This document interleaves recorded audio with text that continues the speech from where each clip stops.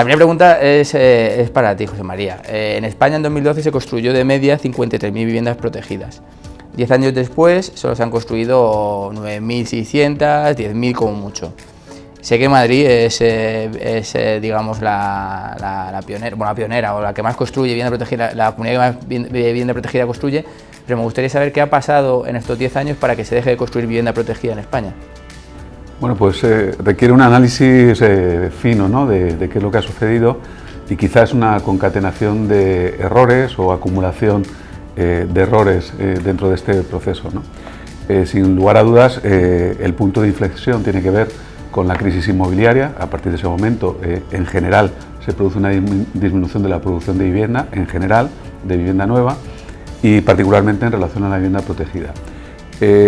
Por otro lado, es consecuencia de ese movimiento pendular que se produce en España, en el que pasamos del desbloqueo y abrir el grifo del urbanismo a bloquear absolutamente el urbanismo y no generar la materia prima del proceso inmobiliario, que es la producción de suelo. Dentro de la producción de suelo, el suelo con destino a vivienda de protección pública es muy relevante y se ha producido en escasa cantidad en estos tiempos.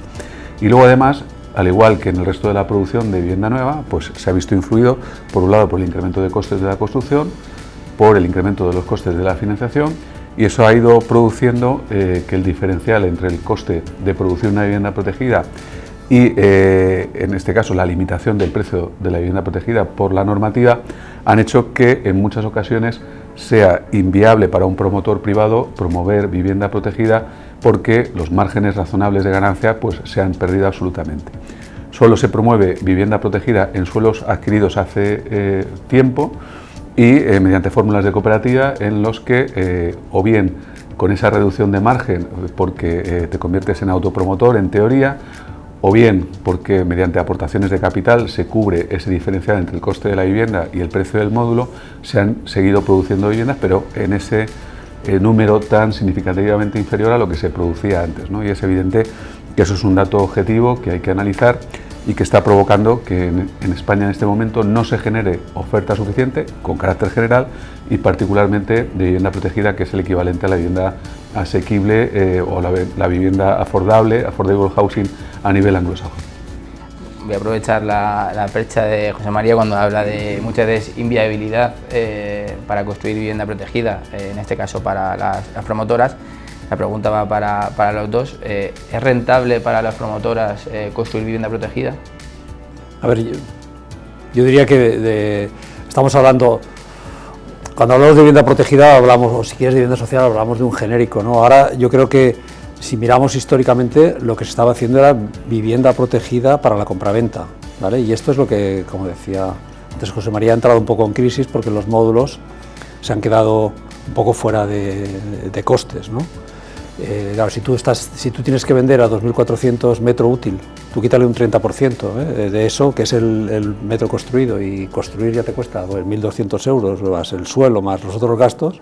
Es que en muchas comunidades el precio de venta de la vivienda protegida está por debajo de costes, por lo tanto no se produce ninguna. Entonces ese mercado ha sido un mercado pequeñito. ¿Por qué Madrid tiene más? Pues porque lo que decía José María, hay un fenómeno de las cooperativas, y las cooperativas, al final, una vez has comprado el suelo, como es para ti, si se pasa del precio de módulo, tú lo pagas y se acabó, porque estás haciéndote una vivienda para ti. Cuando yo diría que hay un doble fenómeno que nadie ha hecho números, pero claro, es que llevamos bastantes años donde además en todo el planeamiento, cuando tú haces la distribución de parcelas, el aprovechamiento medio que tiene que ir para la administración, normalmente va en vivienda protegida. Entonces ahí también han pasado cosas, porque antes la administración sí que estas viviendas pues o vendía el suelo y se construía o las promocionaba directamente. Entonces hay muchas bolsas de vivienda protegida en manos de la administración que llevan desde la crisis y que no se han movido en muchas comunidades. Yo te hablo ahora, no te estoy hablando solo de la Comunidad de Madrid. Y te lo digo con conocimiento de causa, porque en algún planeamiento que hemos acabado, suelos urbanizados, donde nosotros mismos nos hemos adjudicado parcelas de vivienda protegida y a la administración le cedimos algo así como el año 2015. Las parcelas urbanizadas, nosotros hemos hecho las promociones de vivienda protegida y la administración no las ha hecho. Por diversas razones, sí, diversas razones. En algún sitio había empresas municipales que también la crisis se las llevó por delante, porque no saben cómo hacerlo, por lo que tú quieras. Pero esto no había hecho ninguna estadística, pero si miráramos los suelos de aprovechamiento medio que se han cedido a las administraciones, que tienen parcelas urbanizadas, que las han cedido a las juntas de compensación, o sea, que no han tenido costes para la administración, no se han construido. Entonces, yo espero que todo ese suelo ahora se movilice, ¿no? Ahora que realmente, aparentemente, este tema, a partir de las elecciones que hubo en mayo, pues ha aterrizado como un tema muy importante, pero vamos, te daría unos cuantos ejemplos de primer nivel, ¿eh? En sitios incluso donde te diría que los precios del módulo funcionan y no se han movilizado. Hay una lentitud, hay como un doble lenguaje respecto a la importancia, la necesidad de la vivienda y luego la movilización de esos suelos. ¿Podrías señalarnos algunas localizaciones que, no sé, así? Yo te diría que el área metropolitana de Barcelona, si te pusieras a investigar, te encontrarías algunos de esos suelos cedidos el año 2015 y que todavía no se ha hecho nada. Yo creo que lo que se ha producido es una evolución y aquí es donde aparece el fenómeno de la colaboración público-privada. Aquellas administraciones que entienden que el suelo que está, como dice Paco, que está sin ningún tipo de actividad, bien por la propia incapacidad que tiene la administración, en ese caso actuante, de desarrollarlo, bien porque entiende que tiene que dar soluciones sociales a un problema como es el acceso a la vivienda, pues se moviliza. Y se moviliza, yo creo que de la manera más inteligente, y es colaborando lo público y lo privado. Y este fenómeno ha surgido, yo creo que esto ha llegado para quedarse clarísimamente, y vamos a ver un cambio, incluso yo creo que de sector, donde cada vez más vamos a ir viendo este tipo de colaboración, sin discriminar a la otra, a la privada, porque eso está claro que va a existir. Pero fijaros, yo añadiría un problema de fondo que es, yo creo que trascendental y importante.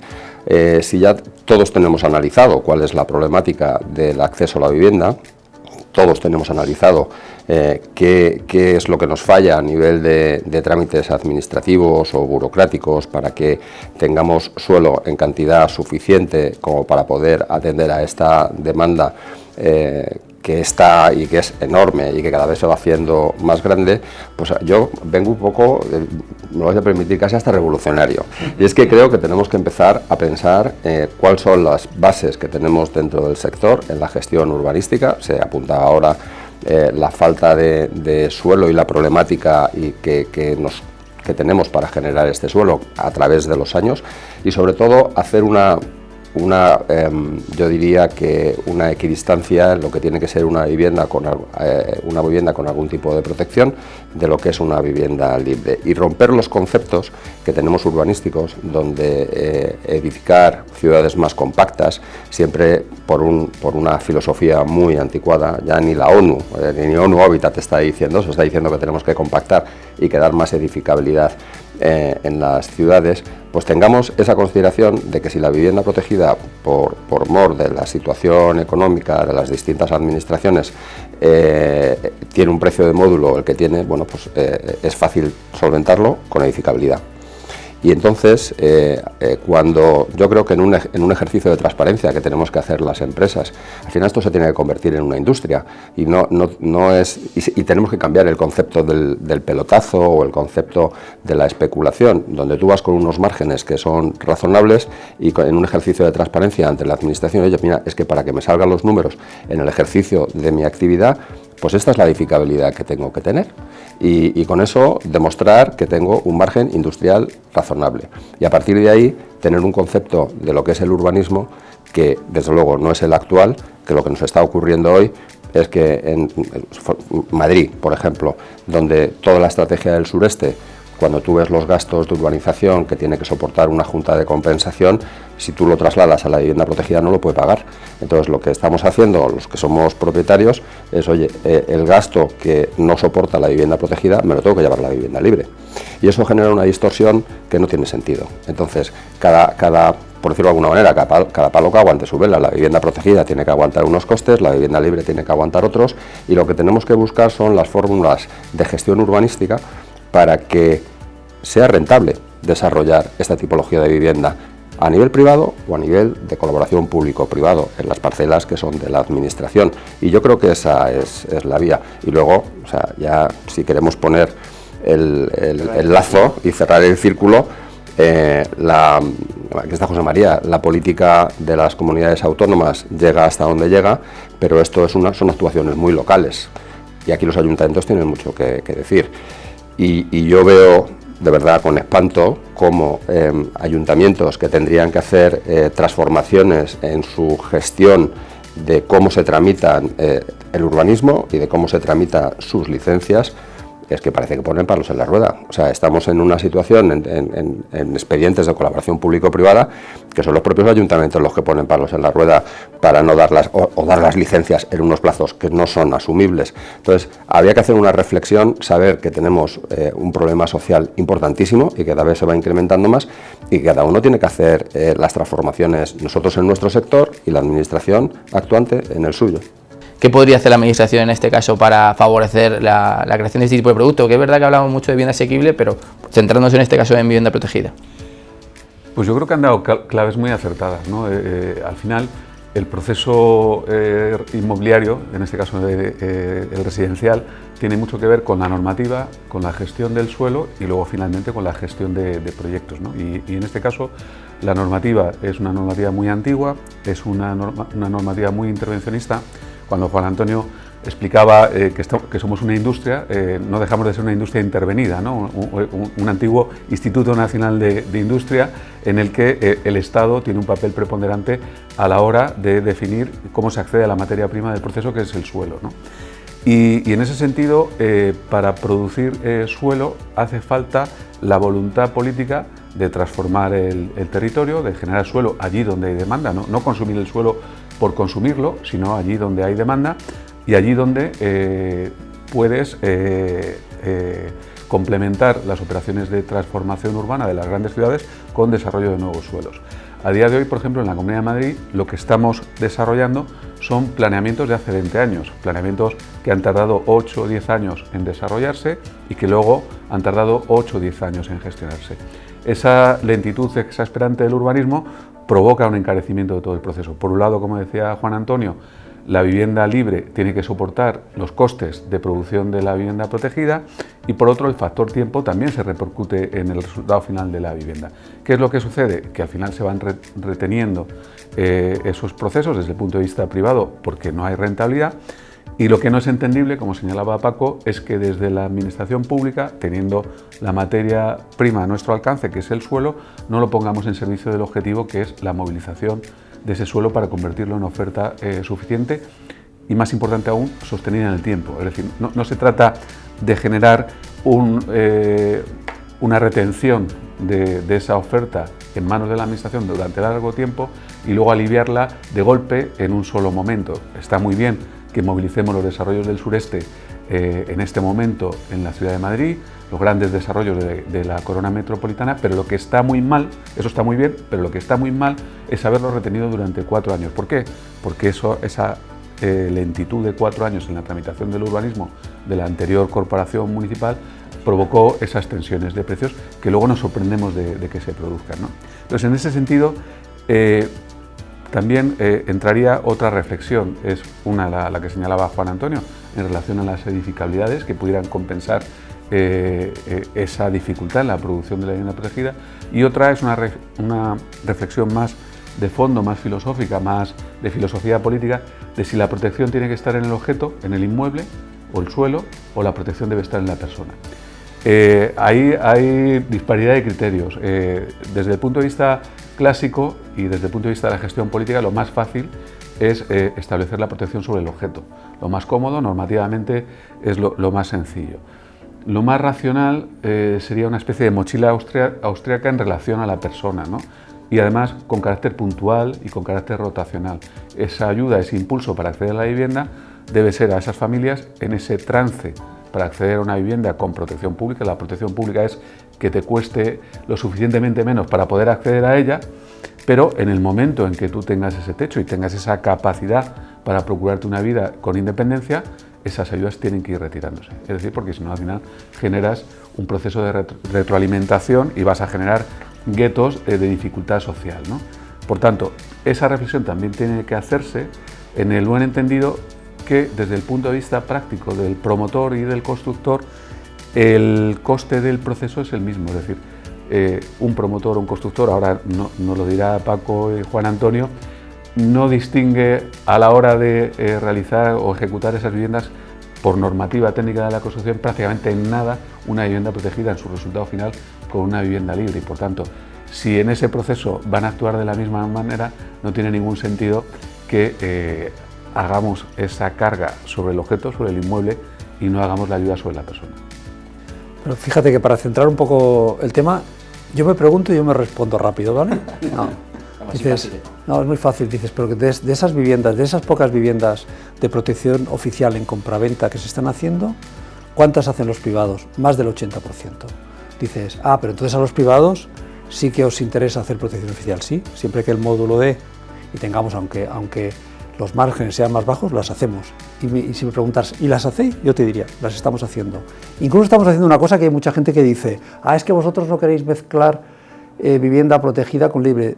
No es verdad, porque en las reparcelaciones, a veces, como no te cabe todo el porcentaje de vivienda protegida en una parcela solo, te quedan restos en un edificio de vivienda libre. Nosotros en estos momentos así estamos haciendo 3 promociones. Lo que pasa es que es verdad que la diferencia entre el precio libre y el precio porque es concertada no es muy grande, y por lo tanto, porque el problema se lo generas al que vive dentro. Si luego tienes unos gastos de comunidad que uno ha de pagar 200 euros al mes de gastos de comunidad y el protegido diría, ¿dónde me metes? ¿No? Entonces, primera pregunta, sí estamos dispuestos a hacer, y el 80% de los privados estamos haciendo la vivienda protegida. Segunda pregunta, ¿pero el problema de la vivienda hoy en España es de la vivienda protegida en compraventa? Diría, no, si focalizáramos bien, yo te diría que tenemos un problema muy gordo de vivienda asequible en el alquiler, ¿vale? Que habría que abordar de otra manera. Tercera pregunta, ¿pero eso quiere decir que abandonaríais la vivienda protegida en compraventa? No, ahora no nos equivoquemos. Este país, un punto fuerte, cuando miras todos los indicadores de cómo estamos respecto al tema de la vivienda, los problemas de falta de vivienda, de problemas de vivienda grave en la vivienda, no aparecemos en el primer plano. Te sorprendería porque aparecen, vosotros publicáis muchas cosas de esto, pero aparecerían países que tienen un parque de vivienda social muy grande, pero que se ha acentuado mucho las diferencias de mercado. ¿Por qué? ¿Cuál ha sido nuestro colchón importante? Que tenemos un porcentaje de vivienda en propiedad. Por lo tanto, no abandonemos eso y garanticemos que la gente que pueda pagarlo pueda acceder a esta vivienda más barata, que es la vivienda protegida. Para eso volvemos a la casilla de salida. Tiene que tener unos módulos en el que produzca tenga unos márgenes razonables. Como dice Gómez Pintado, en este caso, para darle aquí toda para darle toda la autoridad, para darle toda la autoridad. Ahora yo no voy a dar de Juan Antonio, ahora me ha perdido a Gómez Pintado. Para darle toda la autoridad, esto se convertirá en un margen más industrial, es decir, tenemos en la medida en que seamos capaces de tener unos módulos que realmente afiancen esto. Pero esto es importante. Los privados sí estamos haciendo, los privados queremos seguir haciendo vivienda protegida en compraventa y va a ser muy importante mantenerla. En tercer lugar, el foco del problema hoy está en el alquiler. El foco hoy está, tú le des la vuelta por un lado, le des la vuelta por el otro, te acaban apareciendo más o menos 1.300.000, 1.400.000 familias, hogares que tienen un problema de que están pagando más de lo que toca por la vivienda en alquiler a precio de mercado. Y ahí es donde vamos a tener que poner muchos esfuerzos, sin olvidarnos que seguiremos haciendo promoción de vivienda protegida en compraventa allá donde los módulos dan. ¿Dónde están dando? Pues, por ejemplo, en Cataluña. En Cataluña los módulos se han subido y tú puedes hacer, nosotros estamos haciendo O sea que al final el problema radica en el precio del módulo. Sí, un poco sí. O en sortear. Y yo para meterme en la discusión y acabo, él ha sacado un problema muy importante. Esto es un tubo y al principio siempre está el suelo, ¿vale? Y es verdad. Y este es un tema que hemos de hacer una reflexión abierta todos, o sea, también los promotores. Mira, tú no puedes poner un desarrollo de alguno que hay aquí en Madrid de 8.000 viviendas en manos de un ayuntamiento pequeño. Dice, 8.000 viviendas, un desarrollo de 8.000, digo de 8.000 y hay de mayores, ¿no? Porque hay mayores aquí, pero son del Ayuntamiento de Madrid, que es una administración con mucha capacidad. Pero 8.000 viviendas va a pedir 41 informes a todas las administraciones, lo va a gestionar con los pocos técnicos que tienen allí. El desarrollo del suelo para garantizar el acceso a la vivienda y a todas las actividades que van a generar nuestra economía, tenemos que hacerlo de otra manera. De otra manera, ahora nos saldremos como podamos, como decían los dos, de todos esos suelos. Estaba diciendo José María, los suelos que hay ahora, se empezaron muchos, el planeamiento en el año 2000. Y dices, oye, ¿y esto medioambientalmente, ya esto soportan todas las medidas de sostenibilidad que requieren? Dice, sí, porque ya estaban un poco diseñados así. Ahora, también te digo una cosa, haríamos otra cosa si empezáramos, oye, ahora ni hablemos de esto, porque tenemos que retrotraernos otros 20 años para atrás, no, tiremos adelante con lo que hay, si no lo paralizaríamos todo. Ahora bien, lo nuevo que diseñemos, fíjate en las pautas, lo que dices es verdad, hay que hacer ciudad densa, o sea, cuando hubo la pandemia, no, que volvemos a la ciudad de los pajaritos, no, perdonad, no es verdad, no es sostenible medioambientalmente. Tenemos un 50% de la población mundial que está viviendo en las grandes ciudades y la tendencia es que en el 2050 sea el 70%. El 70%. Esto no se aguanta si no nos pensamos muy bien cómo se hace esa ciudad densa y cómo se hace sostenible. Y disculpad, no hay que inventar la rueda, está inventado. Podríamos cogernos desarrollos urbanísticos en estos momentos ya plenamente desarrollados que se han hecho con esos criterios sostenibles. En nuestro entorno europeo no tenemos que irnos a los experimentos que han hecho en China, que han hecho experimentos muy interesantes. Entonces yo creo que el debate está ahí. Suelo, muy importante, cómo garantizamos el futuro, va a ser, o sea, ciudad densa seguro. Promotores privados, estamos alineados, haremos la vivienda protegida en compraventa y estamos dispuestos a participar en esa solución del problema del alquiler en colaboración público-privada, ¿no? Que estos son un poco los retos que tenemos encima de ellos. Lo voy a complicar un poco más. Venga, vamos a meter más ingrediente. Absolutamente de acuerdo con el pensamiento filosófico que dice José María. Si a mí el suelo, gestionarlo y ponerlo en carga con los costes de urbanización me cuesta lo mismo el protegido, o me debiera costar lo mismo sin trasladar la carga al privado, lo tengo claro. Si los costes de edificación me cuestan lo mismo, porque a través del cumplimiento de la normativa que tenemos técnica en España es lo mismo hacer una vivienda con algún tipo de protección que una vivienda libre. Lo que no tiene ningún sentido es que cuando ya estos dos edificios, poniendo un ejemplo, un edificio de vivienda protegida y un edificio de vivienda libre, cuando llega una tasación no te los están validando, no te los están tasando exactamente igual un edificio privado que uno que tiene algún tipo de protección. Eso es anómalo. Entonces, los dos edificios valen lo mismo. Los dos edificios han pasado por los mismos procesos. Quien no pasa por el mismo proceso es el ocupante de una vivienda respecto de la otra. Luego, yo también estoy de acuerdo que quien tiene que tener la ayuda es la persona y, desde luego, no el inmueble. Y cuando esa persona, por las circunstancias naturales, vaya mejorando sus procesos vitales, pues tendrá que desaparecer esa ayuda que le están ofreciendo, y no tiene por qué tener una vivienda protegida a un número de años brutal cuando ya a lo mejor no le está haciendo falta, que además es perverso, porque tienen las mismas calidades y están en los mismos ámbitos una y otra. Entonces yo abogaría en esa línea.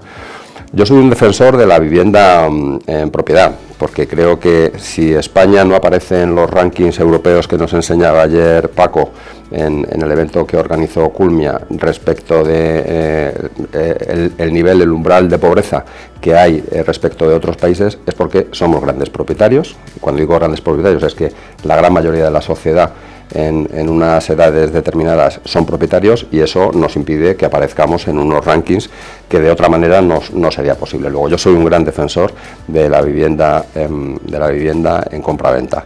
Ojo, sin menoscabo de que tiene que haber un parque de vivienda en alquiler y que efectivamente tenemos que desarrollar, y que por las circunstancias del pasado pues tenía un porcentaje muy elevado, por encima, un porcentaje, no recuerdo el porcentaje exactamente, pero estaba por encima del 30%, y resulta que se ha ido disminuyendo. Bueno, pues hagamos que tanto un modelo como otro evolucionen.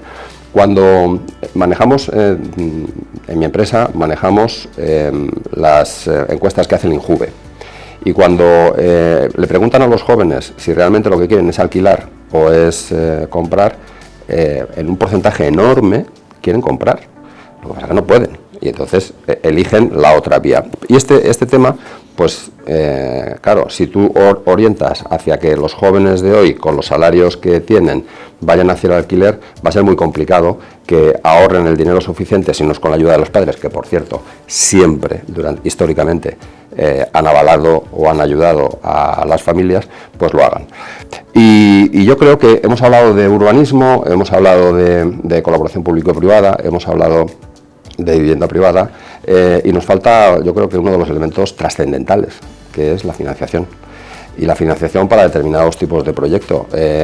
Aquí la financiación que tenemos desapareció por las circunstancias económicas de la crisis del 2008, toda ayuda que venía por parte del Ministerio con la subsidiación de los tipos de interés y las ayudas que se daban en su momento, y lo que nos ha quedado es pues, prácticamente la desaparición de esas ayudas que están empezando ahora mismo a desarrollarse. Pero la circunstancia es que cuando tú, como promotor privado, vas a pedir financiación para un proyecto de colaboración pública o privada, automáticamente aparece el problema de la financiación, en función de dónde está ubicado. Si está ubicado en una segunda corona ya de Madrid, pues ya te lo ponen difícil. Y lo más importante, si es de alquiler, te ponen muchas más restricciones que si es en compraventa. Al final, yo siempre lo he dicho, nosotros somos una herramienta, nosotros los promotores somos una herramienta para que las entidades financieras lleguen a su cliente final y le puedan captar como cliente con toda la variedad de servicios que le van a dar. Cuando eso ocurre en una vivienda en alquiler, no es así. Entonces, asumen, según su criterio, una serie de riesgos diferentes, según ellos, más profundos, donde ponen muchas dificultades a la hora de desarrollar vivienda en alquiler. Y alguna fórmula habría que pensar, sobre todo en la colaboración público-privada, porque ¿por qué no se van a desarrollar viviendas en la segunda o en la tercera corona? Si hay necesidad de vivienda en alquiler, ¿por qué no se van a desarrollar? Si estamos solo dependiendo de una financiación de carácter privado, de las entidades financieras, no están interesados y es difícil desarrollar. Entonces hay que hacer una labor allí de administración, entidades financieras y promotores para ver cómo desarrollamos este proyecto. Y ayer también, Paco, se dio una cifra muy importante que me pareció muy trascendente, de las 750-60.000 viviendas que hacen falta en España, y la financiación que se necesita para esto. Tienes la parte de financiación bancaria y tienes una financiación que viene del promotor. ¿Hay suficiente dinero en España para esto? Pues la respuesta la disteis vosotros ayer, no hay dinero suficiente en España. Luego tenemos que tener el promotor español no tiene volumen, no tiene capacidad, porque son normalmente el más grande de España, es pequeño. Esa es la conclusión. Y no tiene capacidad para generar los parques de vivienda en alquiler que se generan por ahí fuera, ni por financiación, luego ni por capacidad de gestión, que esa es otra. O sea, gestionar como se gestiona en Alemania 300.000, 400.000 viviendas, eso tiene tela, Y aquí esa capacidad no la tenemos. Luego tenemos que dar entrada a los agentes que vienen de fuera para poderlo desarrollar, y eso es otra complicación. O sea, se convierte al final en un mercado que tradicionalmente era inmobiliario y ahora tiene un sesgo financiero importantísimo. Con lo cual, ahora que suben los tipos de interés, el margen que te piden, si quieres que vengan aquí, es mucho mayor. Con lo cual se produce un fenómeno de expulsión por no tener la flexibilidad, o sea, de adecuación de lo que está pasando en la economía real a un desarrollo de un negocio que es de largo plazo como es el nuestro.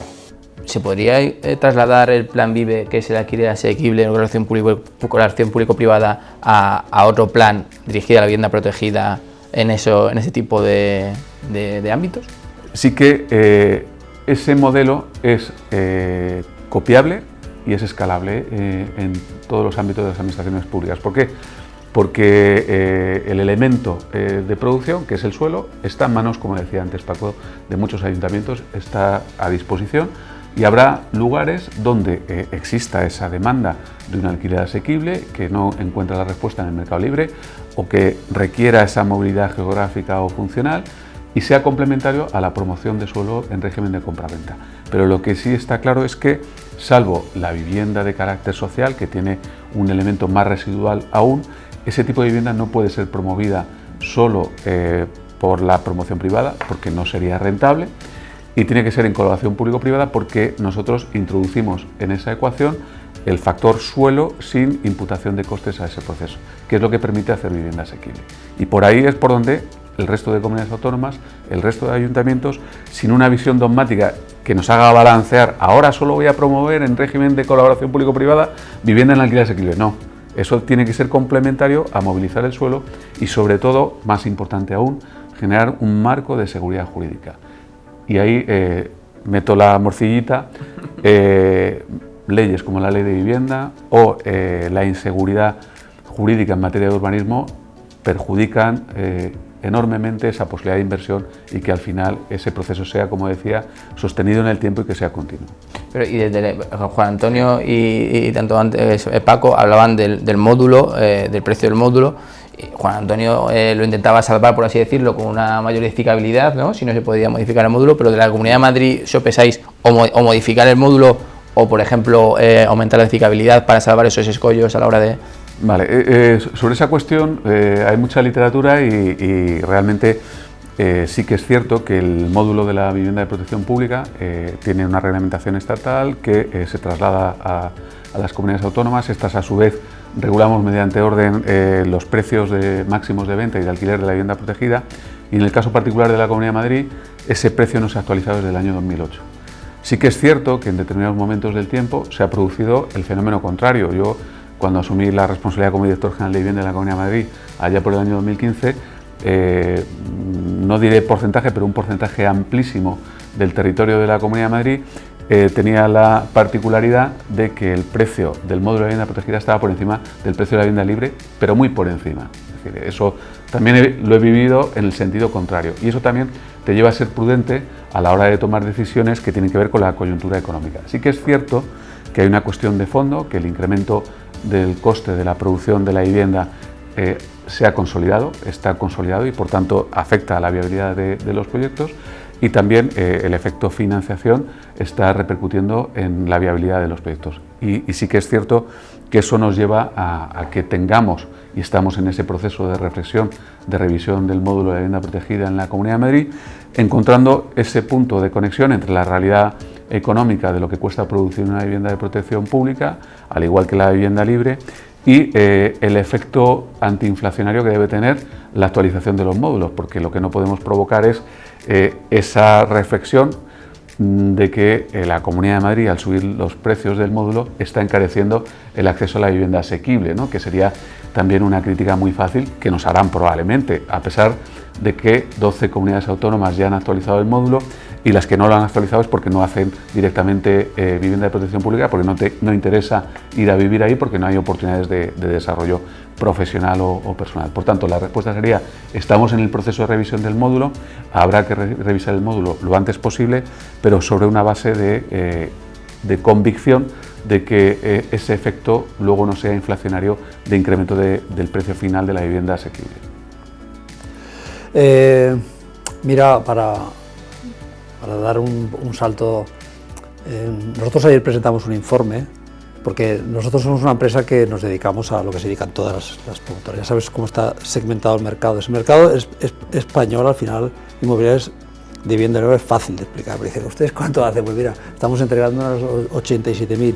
¿Y cómo está estructurado? Pues mira, hay un 20% de empresas grandes y el resto son medianas y pequeñas, que es el tejido de verdad. Nosotros estaríamos dentro de las empresas grandes, decidimos que dentro de nuestra línea estratégica iba a estar el asequible. Cuando haces eso, tienes un problema. Dices, lo has definido como línea estratégica, tendrás actividad. Entonces, nosotros mismos nos hemos complicado la vida. Dice, bueno, vamos a mirarlo a fondo. Nos hemos puesto a mirar a fondo realmente y al final hemos dicho, bueno, ¿qué haríamos nosotros? Vamos a hacer una propuesta de política de vivienda, un poco global. ¿Cómo solucionaríamos los temas de acceso a la vivienda, ¿no? Y ayer es un poco lo que presentábamos, ¿no?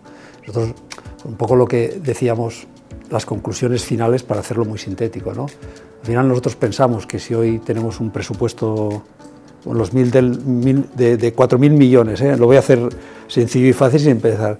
Si le metes los 1.000 millones que hay de Next Generation, pues esto habría que escalarlo y meternos en una línea de unos 6.600 millones. ¿Y qué nos permitiría hacer? Pues mira, nosotros no nos olvidamos, esto lo distribuiríamos, unos 700 y pico millones al año, lo dedicaríamos a ayudas a aquel porcentaje de gente que está en alquiler que quiere comprar, ¿vale? Y además, lo importante de que quiere comprar es que tiene posibilidades de comprar y que deja vacante el alquiler y por lo tanto aflojamos la presión sobre el alquiler, sobre 6.600. Y el resto, más o menos a mitades, lo dedicaríamos a hacer vivienda nueva en alquiler. La mitad para que la administración pudiera hacer directamente vivienda social, vivienda para Madrid, entre 200 y 300 euros, que podría cobrar. Hay unas capas de la provincia. Nosotros que hemos mirado un poco estratos. Nos hemos ido a municipios de más de 50.000 habitantes, hemos mirado cuánta gente hay en alquiler y qué cobra esa gente, ¿vale? Y entonces de ahí te salen las políticas. Esta gente, pues hay una gente que no puede pagar más de 200 euros. Pues destinaríamos 2.000 y pico millones a estas políticas al año. Y el resto a colaboración público-privada. La ventaja es que con la colaboración público-privada, como el privado invierte, se podrían hacer el doble de viviendas. Con esto nos poníamos, como decía Antonio, que podíamos hacer unas 700 y pico mil viviendas en los próximos 10 años, con lo cual esa cifra mágica que tenemos de 800.000 viviendas que tenemos de carencia, casi la podríamos... por otro lado hay otra parte muy importante que él decía, bueno, vamos a la financiación. Hoy, ¿por qué no volará mucho el tema de la colaboración público-privada si no resolvemos el tema de la financiación? Entonces, vemos viendo noticias, no, o sea, se ha abierto una línea de 20.000 millones por parte de la Unión Europea. Decimos, y cuando nosotros aterrizamos, claro, nosotros estamos metidos en ese tubo. Dice, no, me lo estoy pensando, no, es que estoy dentro. Yo estoy dentro y ahora tengo que... Bueno, cuando llega, ¿no? No, cuando llega, no. ¿Cómo accedemos a esto? Entonces, estamos viendo que estamos excluidos. Mira, un institucional, tú piensas, como decía, no hay capital en España para hacer las inversiones, es que no lo hay. Dices, bueno, pero es que no lo hay. Tienes que irte a los institucionales europeos, por ejemplo, que sí están muy acostumbrados a tener grandes bolsas de vivienda asequible en alquiler y les cuadra con su objeto social, con sus rentabilidades.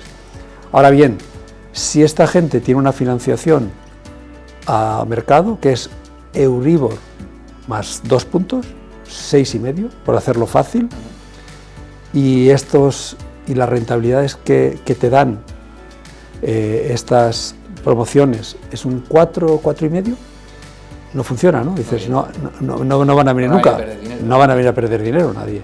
Por lo tanto, somos desunidos. Dicen, no, pero cuidado, aquí hay unas líneas que vendrán a través del ICO y del BEI que pueden estar entre el 4 y el 3,1%, y además no solo es eso, sino lo importante es cómo se estructura todo esto en cuanto a qué cantidad te dan, en qué plazos y en qué años. Pero esto hoy no se está haciendo operativo. Y aquí yo sí que hago un llamamiento a las administraciones, digo, oye, poneros a solucionarlo. Es que al final nosotros estamos dando ese paso, hemos ido a ver al BEI y el BEI dice, bueno, no sé lo que estarán contando, pero eso que os han contado no va a funcionar, porque nuestra estructura de financiación es otra. Bueno, pues estamos escalando por las puertas y decir, oye, Gobierno de España, administraciones públicas que estáis implicados, poneros todos a solucionar el tema de la financiación, porque yo te aseguro que si tenemos una financiación, como decían, al 4 o al 3,1 fijo, ¿vale?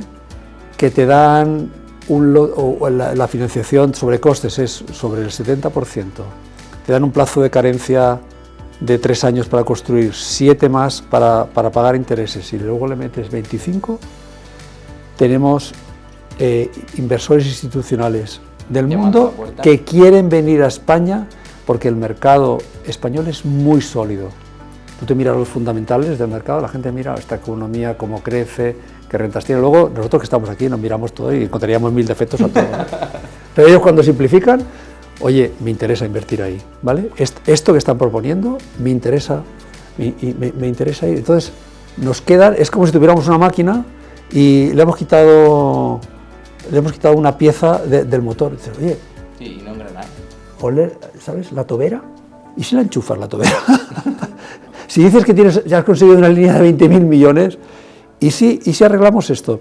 Que arreglarlo puede suponer en algún caso que hemos de establecer líneas de subsidiación para algún tipo de operaciones, pero es que miremos las cifras, es muy poco dinero para el efecto tan importante que tiene, porque es verdad que al final vivienda en alquiler para los jóvenes vamos a tener que tener, hay que hacer, y vivienda asequible hay que hacer. Dinero hay, los NES están ahí, y lo que será una pena es que España va a la cola del cumplimiento de los Next Generation, eso es una realidad, y que pudiendo estar estos proyectos de colaboración público-privada y que se podrían financiar a través de los fondos NES, yo digo, ojo, no solamente con el tramo que de alguna manera es subvencionado o subsidiado, sino también con los préstamos, que tenemos otros 80 y pico mil millones o 80.000 millones de préstamos ahí, y que tenemos que de alguna manera obligación de ver cómo lo gestionamos, y no se está haciendo. Yo creo que por parte de la administración central entonces, no se está poniendo el foco que se tiene que poner. Falta de voluntad política, entiendo, porque si el dinero está,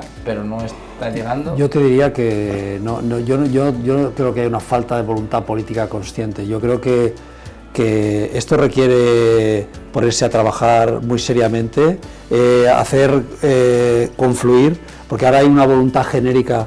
De esa voluntad genérica alguien tiene que ponerse y solucionarlo. Eso es lo que se decía antes de las musas al teatro, ¿no? Es decir, está muy bien agarrarse a los grandes titulares. España puede, este es el programa de recuperación, transformación y resiliencia.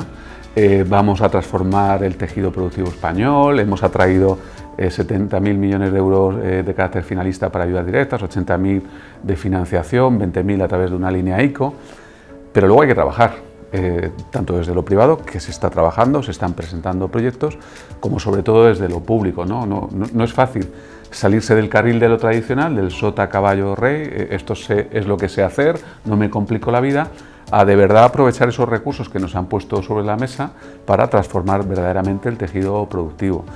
Y en relación a la financiación, pues particularmente es exasperante. Nosotros en la Comunidad de Madrid, aunque no era nuestro papel, pero sí éramos los principales interesados en que saliera nuestro proyecto adelante, nos hemos sometido al examen por parte del BEI, examen que hemos dedicado muchísimo tiempo a dar información, a explicar nuestro proyecto, a participar del análisis del mismo, y sin embargo finalmente el BEI no ha colaborado en la financiación de los concesionarios de nuestro proyecto, pero no es porque no hayamos trabajado desde la Comunidad de Madrid en ofrecer toda esa información. Y del mismo modo no queremos que suceda con las líneas ICO, estamos de igual forma a disposición de ICO y del Ministerio para todos los análisis que se puedan hacer, pero es fundamental que el Gobierno de España sí que marque una priorización en cuanto al destino de esos fondos. Si estamos diciendo que el problema de acceso a la vivienda es el problema principal, está en el foco y en el centro del debate político, resulta que tenemos proyectos y tenemos el instrumento de financiación, no seas tú el que abjures de tu obligación y no seas capaz de convencer al ICO que es aquí donde tienes que financiar, además con un régimen de seguridad y de garantía que reduce al mínimo los riesgos, porque se señalaba aquí, este es un proyecto en el que hay una demanda amplísima, es decir, este proyecto no va a tener un problema de demanda, hay miles y miles de proyectos vitales esperando tener una oportunidad de vivir en un alquiler asequible, hay capacidad productiva, hay un sector que está en disposición de hacerlo, además es un sector que está dispuesto a transformarse, en lugar de construir de manera tradicional, está dispuesto a construir de manera industrializada para cumplir en tiempo y forma la entrega de estas viviendas, y lo que falta aquí es ese tubo de conexión del gas o ese pistón o ese engranaje que haga que este proceso además llegue para quedarse. Porque muchas veces desde la política se comete el error de quedarse solo con el titular, y está muy bien, plan de recuperación, transformación y resiliencia, la última palabra no sé qué significa en este proceso, pero sí a mí me suena mejor la transformación. Si tú aprovechas los recursos para transformar un sector, ayudar a un sector en ese proceso de transformación, será un recurso bien empleado para generar las bases para que luego la normalidad del proceso no requiera financiación extraordinaria y adicional por parte de la Unión Europea. Y ese es el cambio de sistema al que tenemos que tender.